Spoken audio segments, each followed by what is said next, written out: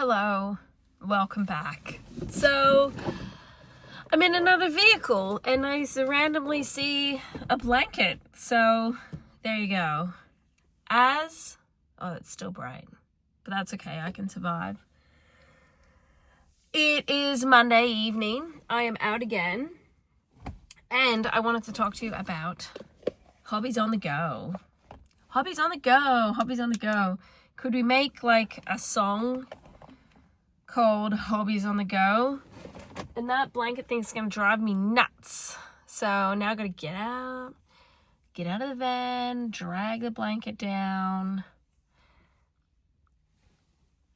It's a whole big thing when you're a super professional YouTuber. You've got to think about your area around you. So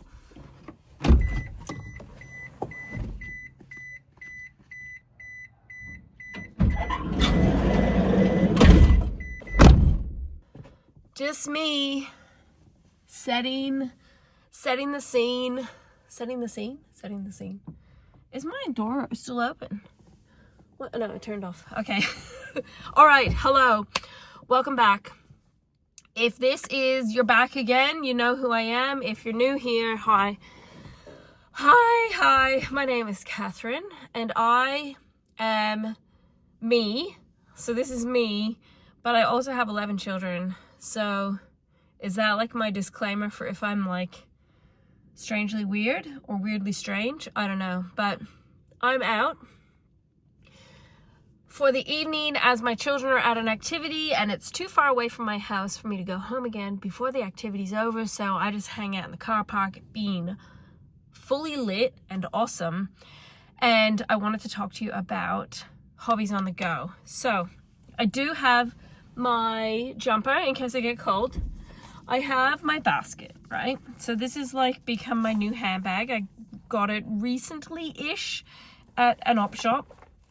And I thought I could also do like a what's in my bag tour. A tour of what's in my bag. So this little baggy thing is my on-the-go craft bag. I'll give you a closer look at that in a minute. And then I have a notebook, and I have two books that I want to talk to you about. So these aren't normally in the bag all the time, but they are tonight, so I can talk to you about them. My sunglasses, and I just have the one case, so I swap from my prescription glasses to my sunglasses when I'm driving.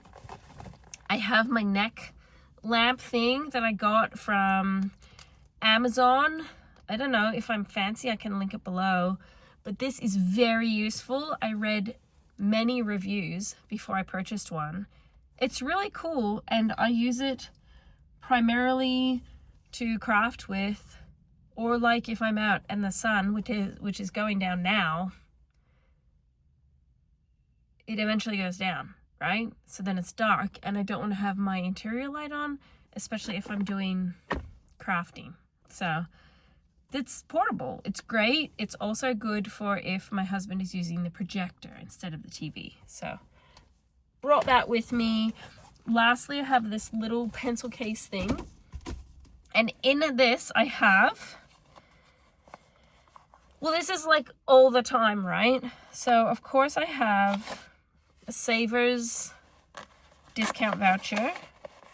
I have cash. Oh, that's exciting. Have you ever seen Australian money before? This is our $20. All our money is plastique. Plastique, so you can wash your clothes with your cash and it won't get wrecked. $10. $10 and $5. So I'm like super rich having cash.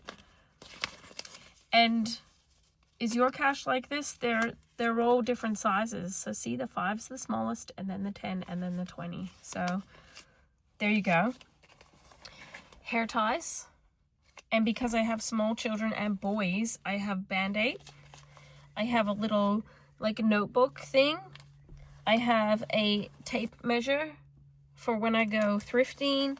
I have a pen and a pencil with an eraser on the pencil. And my super old but still work Apple AirPods. So that's like everything I have in my handbag, my plastic, no, wicker, my rattan, my bag, in that, right? I have have that in there. Wow. And my wallet. Hobbies on the go. So number one tip I have is that you have most of everything you need ready to go, so you can just grab it and go out. Some Monday nights I actually have to go food shopping, which is very sad because I don't want to go food shopping on a Monday night. Frankly, I don't really want to do anything, but I have to come here with my lovely, beautiful girls. And I thought to myself, I've got to get organized. So this is just like it reminds me of Christmas. It's just a bag that I got from an op shop. And I'm currently working on an embroidery. So what do I need? I need a little box, of course. You know, this goes without saying that pretty much absolutely everything I'm showing you is probably from an op shop or like handmade or whatever. So in here I have the important things: scissors. Oh no, I might have forgotten something and I'll be really annoyed with myself if I did. Various needles in a pincushion and threads. And oh, I do have it. And I have one of these pens because I'm actually drawing on flowers and then using embroidery floss to embroider them. So that's like my project that's like on the go. And it got me thinking, although I do supposedly have a lifelong dream of learning how to crochet, I still haven't learned.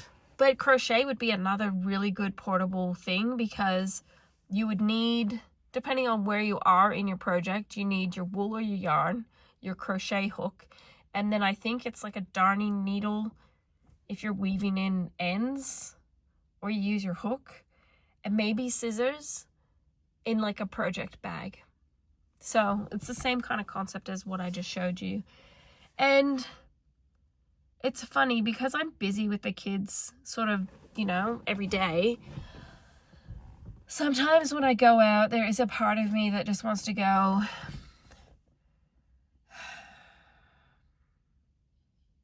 and like scroll on my phone. But I don't want to be on my phone as much as I am. I'm probably like every person that lives in the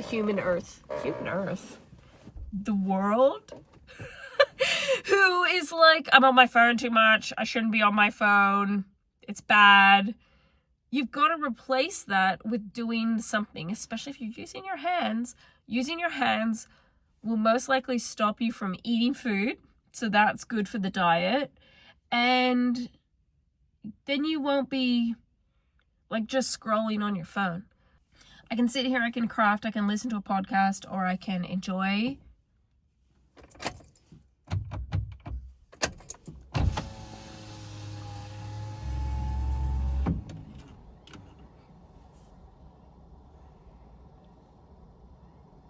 the sound of birds. I think that's a baby magpie asking for food. I can even turn the fan off. It can be even better. Cockies, crows, magpies, noisy miners. It's all happening here. So, yeah. And because, of course, I'm being long-winded again, I wanted to talk to you about a book I've recently read, because I've remembered that I could read, and I started reading books again, and a book that I just got in the mail yesterday, which I will commence reading, and then if you're interested in finding out more about it, this will be my accountability. You can remind me, and then I can like report back on the book. That sounds excellent. So the book that I read is called What I Didn't Post on Instagram, a collection of essays on real lives and what we filter out. This apparently only 1,000 copies were printed of this. I found it at an op shop for 50 cents, and it is literally 2 to 3 pages of each person's little, like, this is what's really happening in my life. This isn't the type of stuff that I talk about on Instagram. And I think pretty much all of them belong to this thought catalog group. I don't know. I didn't hear nothing about it. It just piqued my interest, and the fact that it was 50 cents, I thought, what have I got to lose? So in the front it says, for messy women who don't pretend to have it all figured out, which I found kind of funny because most of them admitted that on their actual Instagram, they pose for photos. They, what is it called when you like set it up? Like they curate? Why can I never think of the English words when I'm talking to you guys? It makes me sound like I don't even know how to speak English. It's like, what is the word?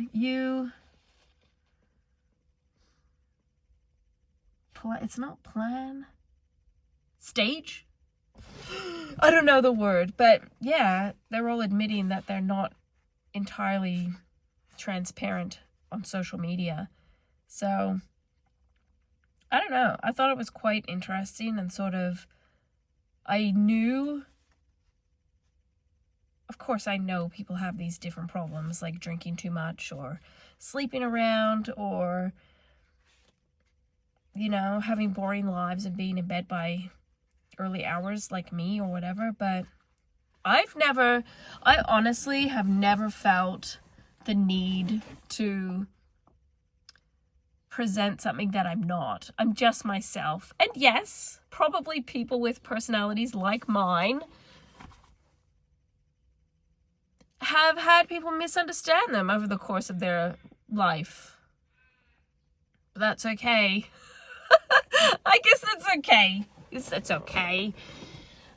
But yeah, I am kind of what you see is what you get. I also think that what probably affects me the absolute most is if I know certain people are watching me who either do know me in real life or think they know me in real life.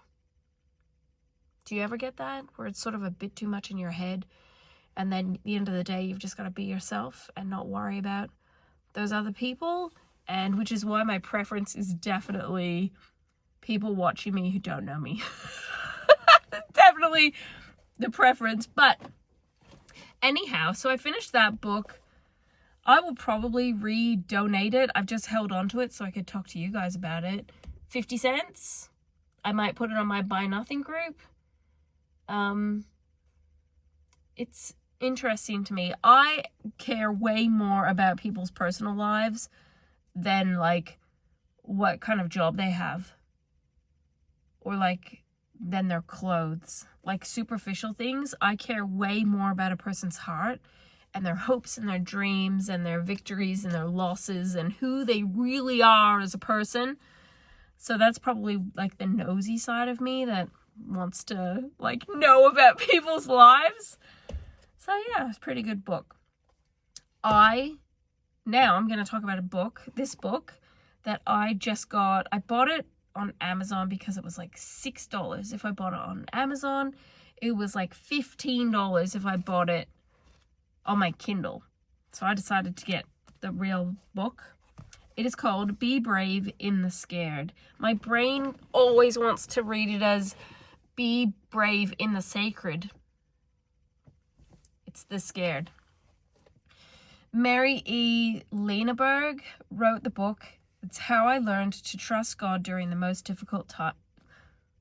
No, Catherine, slow down. How I learned to trust God during the most difficult days of my life. So Mary is the lady's name. I found her on Instagram. Someone that I follow, I guess, shared her, and then I followed her, and then found out that she's written books. At least one book, maybe more than that. I haven't read it at all. I haven't cracked the spine. But on the back, it says, Catholicism/spiritual growth. Do you struggle with trusting God's will for your life and for those you love? Are you tired and afraid? In Be Brave in the Scared, Catholic writer Mary Leineberg shares how the overwhelming demands of caring for her severely disabled daughter ultimately taught her and can teach you that trusting in God and accepting His will can lead to profound joy no matter what challenges you face. So, I'm not Catholic, but that doesn't matter. Haven't even opened it. I'm very interested to read it. I'm very interested. So, if you want to hear more about this book, like I said, let me know in the comments. And I'm going to read this book. I'm planning on reading every night before bed. I find that lately I've done a few things, a few minor-ish changes in my life, and I am sleeping exponentially better than previous. Now, I do have 11 kids. When people say to me, how do you manage? I'll say two things. One, I only ever had my kids one at a time. I never had twins. And I didn't go from having 0 kids to 11 kids. So I have adjusted as time has continued and I've gotten older, smarter, wiser, and more beautiful, and had more children.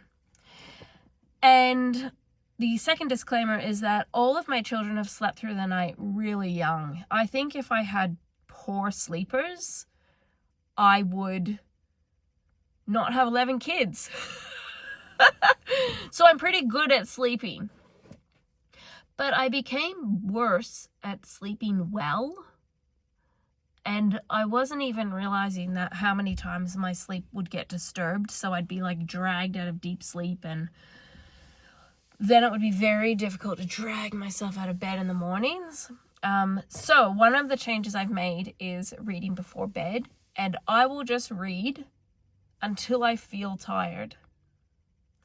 Could be 5 minutes, could be 15, could be 12.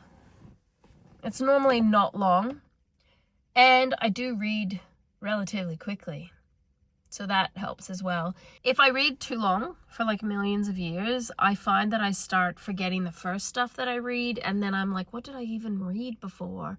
And then you like go back on the pages and you're like, oh yeah, I remember that. So that's like one of my tips. And I was thinking about actually doing a video about like how to sleep better. Do people struggle with sleeping? I'm gonna say something controversial that I really want to say, and a part of me is like,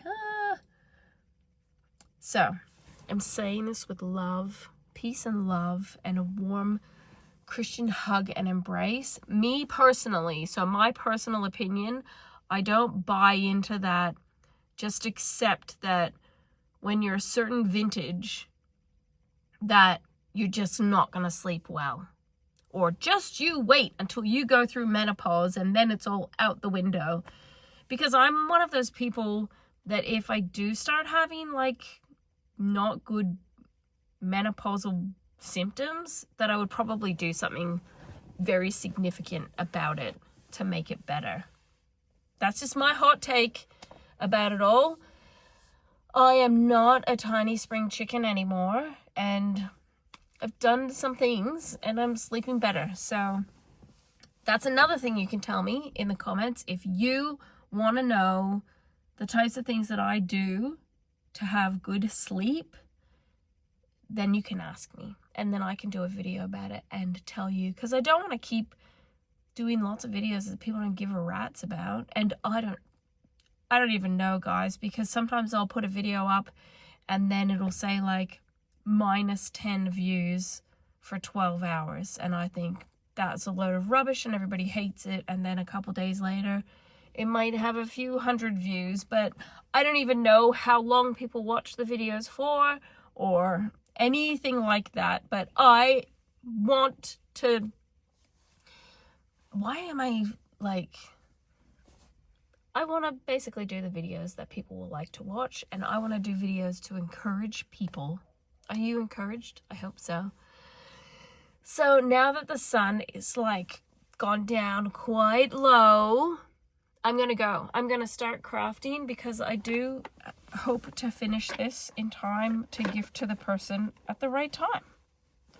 So, and if you've watched my other videos and you're wondering, has she done any of the bunting yet? No. No, I haven't. Thanks for asking. And I can't do the bunting here. So I'm gonna sit and I'm gonna stitch, and I'm not gonna keep watching my Joe Rogan podcast because I'm saving that for when I walk in the morning, because I'm finally walking again. Had a long hiatus, but I'm back, baby. So is any of that helpful? I've spoken a lot. I don't even truly remember everything I've spoken about. I think I got it all out of my system, what I wanted to talk about. And hopefully this encourages you that if you're going out doing stuff and then you have a little bit of time, maybe you can craft. You never know. Or you can read a book or do something that you actually want to do. Like I said, some Monday nights I have to go shopping and I don't really want to do that. But sometimes you gotta. Sometimes you run out of stuff. And that's okay as well. Maybe when you go shopping, then you can put your AirPods in and you can listen to music or a podcast. I love listening to music when I'm shopping, but I sing along and start dancing. And I don't want to do that. Maybe if I like shopped out of town where like no one could see me or no one knew who I was, then I would totally do that. But sometimes I just can't fight the rhythm. So yeah, that's all I have to say. I hope wherever you are that you're happy and well. I am loving the absolutely beautiful, beautiful weather we have been having lately. This week coming, we're going to have a lot of good weather days, and I'm looking forward to enjoying them. So I'll let you go now. Make sure if you haven't subscribed to my channel that you please subscribe, and that you please watch all of my 20,000 videos on repeat forever. I'd really appreciate that. And if you have a YouTube channel, let me know that you have one, and I'll check you out as well. So I'll be seeing you soon. Bye.